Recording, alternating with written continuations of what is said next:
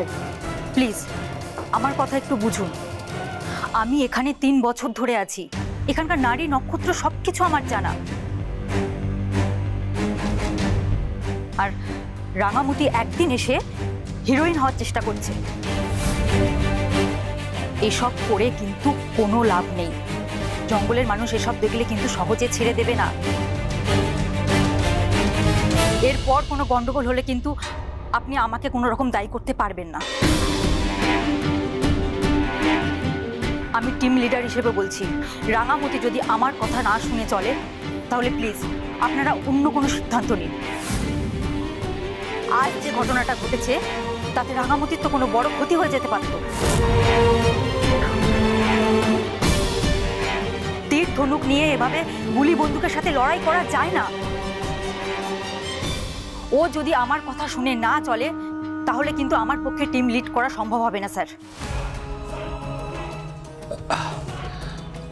কবিতা, তুমি ফোনটা রাঙামতিকে দাও।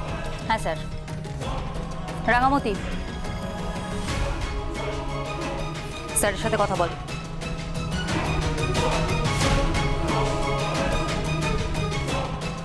হ্যাঁ স্যার বল। রাঙামতি, তুমি সবে সবে ওখানে গেছো, কয়েকটা দিন একটু ভালো করে বুঝে না। দেখো, কবিতা অনেক এক্সপিরিয়েন্সড, ও প্রায় 3 বছর ওই জঙ্গলে আছে। ওকে বিশ্বাস করো, ওর উপর ভরসা রাখো। ভরসা তো রাখছি রে স্যার, ও তো আমাদের লিডার, ওকে ভরসাটা কেন করব না। আসলে আমার মনে হয়েছিল তীর্থনুক্ত দিয়ে লড়াই করলে গুন্ডারা বুঝতে পারবে না, আর বন্দুকের গুলির শব্দে ওরা পালিয়ে যেতে পারতো।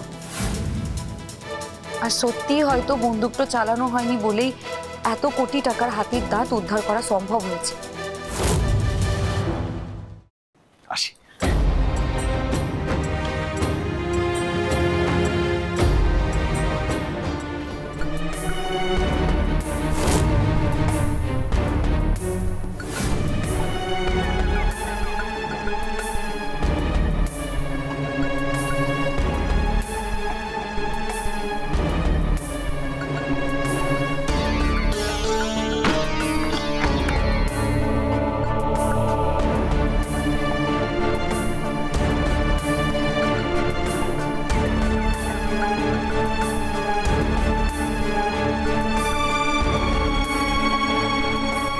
তোমার এই জ্ঞান শোনার জন্য না আমি এখানে আসিনি। ইডিয়েট একটা। 2 দিন হলো ও বাড়ি থেকে গেছে, তার মধ্যে একটা কাজের লোককে দেখে একেবারে কত শুধু শুধু একটু ইশারা করতে হবে, ব্যাস ব্যাস প্রেমে পুরো একেবারে ফ্ল্যাট হয়ে যাবে। ও সভ্য ছোট লোক একটা লজ্জা করে না, লজ্জা। দাঁড়াও দাঁড়াও, তোমার দেখাচ্ছি মজা। শুধু কাল সকালটা হতে দাও, এই বাড়িতে একটু ভালো করে এন্ট্রিটা নিয়ে নি, তারপর তোমার কি হাল করে শুধু দেখো।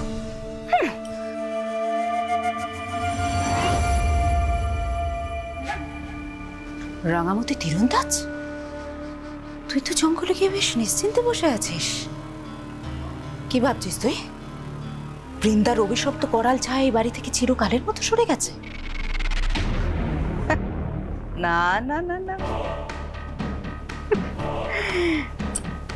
কখনো না। বৃন্দার অভিশপ্ত ছায়া এই বাড়ি থেকে কোনোদিন সরবে না, কোনোদিন সরতে পারে না। ঠিক আছে, দেখো তোমরা অ্যাজ এ টিম একসঙ্গে রয়েছো, তোমাদের একসঙ্গেই কাজ করতে হবে।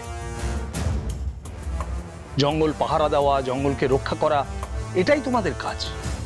আজ তোমরা দারুণ কাজ করেছো। তোমাদের জন্যই আজ আমরা প্রায় 2 কোটি টাকার হাতির দাঁত উদ্ধার করতে পেরেছি। Congratulations to the entire team.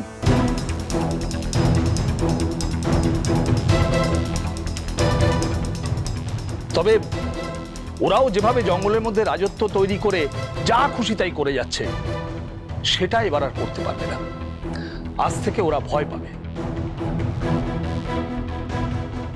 ওদের ছবি টবি দিয়ে আমরা লুকআউট নোটিশ জারি করে দিয়েছি, ওরা আর জঙ্গলে ঢুকতেই পারবে না। থ্যাংক ইউ স্যার, রাখছি।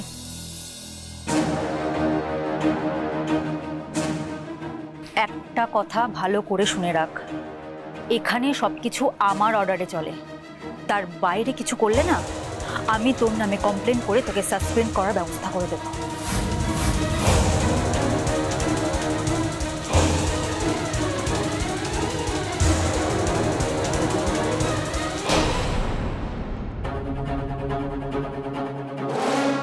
রাঙা, কবিতা দিয়ে এমনিতে খারাপ মানুষ না, একটু সিরিয়াস তো, তাই সব সময় কেমন যেন একটা গম্ভীর হয়ে থাকে, হাসে না।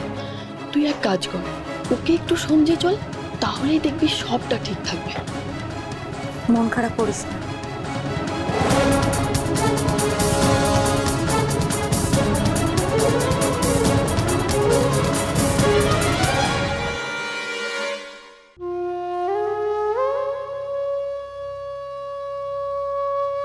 শোনো, ভোর 5টায় ঘুম থেকে উঠে পড়বে, ঠিক আছে? আর সবাই ওঠার আগে ঘুম থেকে উঠে ওই বাসনগুলো মেজে ফেলবে, তারপরে একটু ঘর দোর সব ঝাড়টা দেবে, ঠিক আছে? আর হ্যাঁ, সবাই ঘুম থেকে উঠলে চা কফি যে যেরকম চাইবে তাকে সেরকম দিয়ে দেবে, ঠিক আছে? আর হ্যাঁ, এক একজনের জন্য কিন্তু এক এক রকমের রান্না করতে হবে। মোরও রান্নাতে ওই দিকে ঝাল নুন কমই দেবে। শোনো, গন্ডগোল করবে না কিচ্ছি, হ্যাঁ? গন্ডগোল করলে কিন্তু মুখ বহুত রেগে যাবো। হয়ে গেছে মেজে বৌদি? আরে সবই কিছু বলতে হবে তো। পকেটে থাকবে, খাবে, কম তো কিচ্ছু করবে না, তা বলতে হবে না? এই যে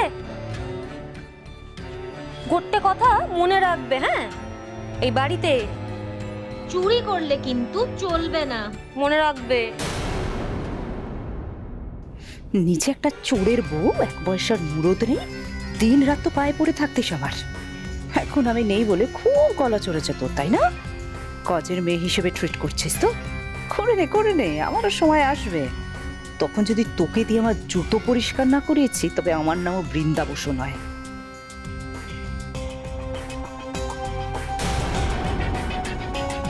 ওমা, কি হলো কি? মুজা বললাম শুনেছো কি না শোনোনি? হ্যাঁ, শুনবো না কেন? কথাটা শুনে একটু মন খারাপ হলেও পরে ভেবে দেখলুম আমি হলাম গিয়ে অজানা অচেনা, আমাকে আপনারা সন্দেহ করবেন, চোর ভাববেন, হতেই তো পারে, এটা আশ্চর্যের কিছু নেই। কিন্তু আমার পাপের ভয় আছে, আমি চুরি করব কেন? ওইসব আমি করি না। না করলেই ভালো।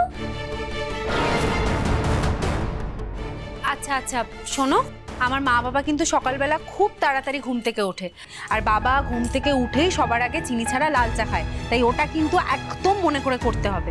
আর দেখো, তুমি তো রান্না বান্না করো নি, তাই আমি জানি না কেমন রান্না করো। এক কাজ করো, তুমি এসো তো আমার সঙ্গে। আরে মুজ একটু সারাক্ষণ খালি মু মু মু মু মু। আই, তুমি এসো তো। আমার তো কিছু বলতে হবে না, আমি সব জানি।